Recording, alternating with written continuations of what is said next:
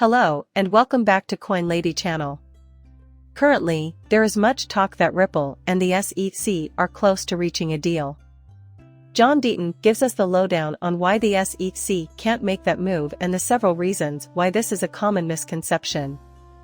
If the court hearing the case for Coinbase allows the petition to dismiss, ruling that token sales on exchanges and a blind bid as transaction do not come under security law, then the Ripple Net SEC case may be able to settle before the end of the year. The SEC is not motivated to agree with whatever decision Ripple might accept at this point in time, as the winner wants that summary judgment came out, because doing so would derail everything they want to do in this space.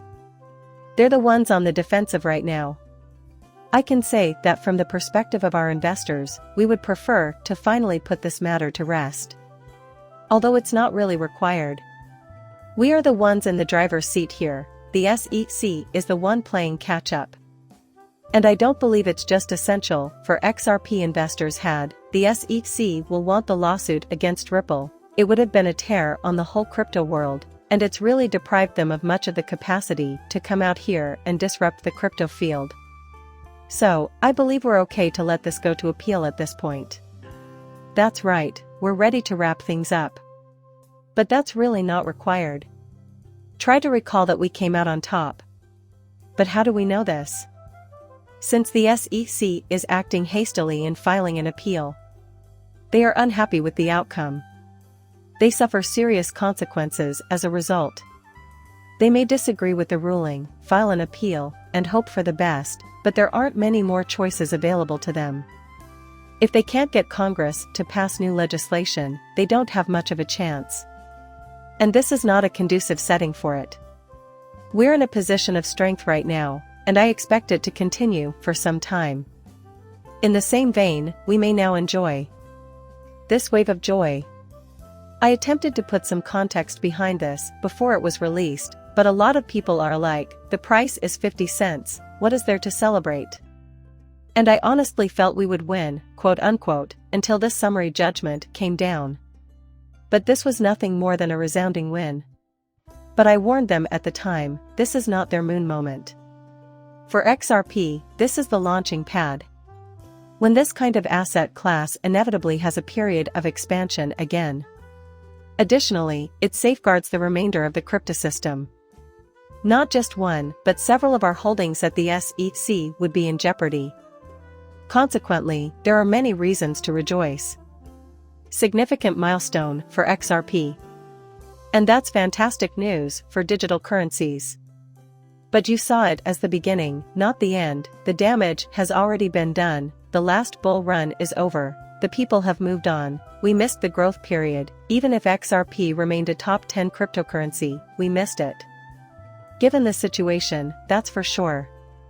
We weren't able to find what we needed. We envisioned enormous, upward gain when we invested in XRP at $25.30.35, but we didn't receive it. The door has been closed on that possibility. We've entered the next stage of development. Another reason I believe now is a pivotal time for XRP and the cryptocurrency industry at large is the following. We have a lot to rejoice about. And now a whole new era begins. Not the climax or the time when champagne corks start flying, but it does create the scene for that. This is something I've been emphasizing for a while. I maintain that this is the case. We can't expect to succeed in isolation, therefore you'll have to wait for a period of growth before you can realize the full potential of XRP and your other crypto assets. It's not that kind of atmosphere, but it doesn't mean there won't be times of excellent upward development and positive price reactions. You need to be on a bull run in the cryptocurrency market. Nonetheless, a developing and expanding field.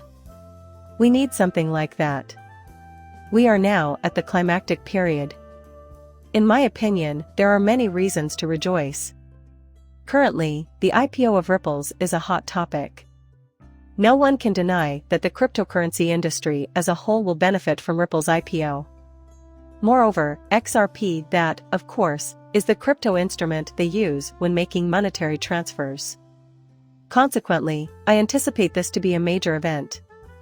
What I'm eager to learn, however, is how much money Ripple is making from fees associated with its payment services and other such things. Here, we get a glimpse behind the scenes and can see whether or not their business model entails merely trading XRP for fiat currency. For that reason, I anticipate great insight from this and can't wait for it to arrive. Once again, we are given a glimpse of the goings-on behind the scenes. More information will be forthcoming than at now. They may decide that now is the moment to go public after waiting for quite some time, or they may decide to wait till crypto is back in a growth region growing period, so we'll have to wait and see. Or, maybe it's preferable to hold off till conditions improve. Defiance, according to CZ's latest predictions, will soon overtake your centralized exchanges. Indeed, just the other day, we observed that Uniswap had higher trading volume than Coinbase. Therefore, I believe the development is wonderful for blockchains that enable this kind of activity, especially smart contract layer ones, where you're going to have a lot more decentralized trading of assets. So, keep a watch on that area, because things are just getting started there. And it won't just be theory, we're familiar with that. However, when Ethereum is swamped with transactions, it becomes sluggish and prohibitively costly. That should translate to the second layer of Ethereum. I believe you'll see a lot of development in auxiliary networks, specifically, those that are best positioned to reap the benefits of the next bull run. People are saying things like, look, DeFi is not a big deal anymore, and I get that. Only games, NFTs, and a few other applications will make advantage of it. That's a fantastic starting point, but there's a lot of development taking on in areas like the trading of assets on decentralized networks.